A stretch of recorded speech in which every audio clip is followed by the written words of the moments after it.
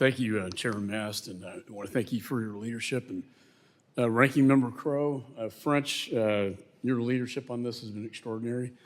I can't think of anything more painful than to have my loved one abducted and held hostage in a foreign land. My wife and I want to think of all of you very often. I've visited with all of you previously. In fact, I was with you, sir, at the White House Congressional Correspondents' Dinner. I know your wife was abducted and is in Iran, and all of you, to Austin Tice and Anna. It's just, so I also want to note, acknowledge the ones who cannot be here, those who are illegally held overseas, but also certain families who are not able to join us. I think one hostage is too many, and we're seeing a trend now where it is becoming a practice of foreign governments to take hostages in exchange for a trade. We have Americans wrongfully detained in Russia, China, Iran, Syria, Afghanistan. We remember all of them. I always put it high at the list. As French said, this should be the first thing spoken when the Secretary of State visits a country that has detained an American unlawfully.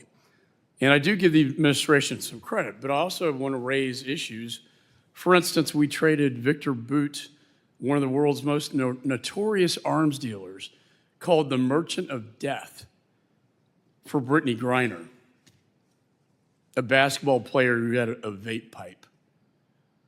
If we're going to do trades, I think the trade should be a fair trade, not a lopsided trade, because that only encourages more hostage taking. Another miscalculation, in my judgment, was trading 5 Iranian spies and giving Iran access to $6 billion for the exchange of 5 innocent Americans. Think about that, Iranian spies for innocent Americans. And sir, your wife was left behind in that trade. This is just encouraging more ransom, hostage taking.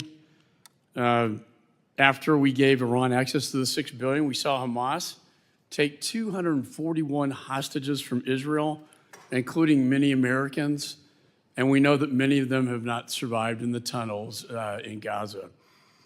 We should be projecting power, as Reagan talked about. We should be levying sanctions, punishing bad behavior, not rewarding bad behavior. I have 5 kids, and if there are no consequences to bad behavior, guess what?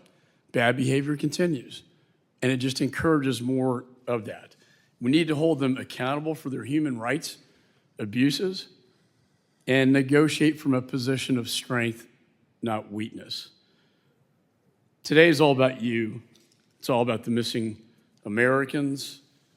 I grieve for you. I think about you every day. I think about not only you, but your families. You know, as I saw Anna at the State of the Union with her dear children, I can't imagine high school kids having to deal with the fact that their father is held by the Taliban in Afghanistan, not knowing what is happening, what kind of health condition he is in, and never knowing for sure if he'll ever come home.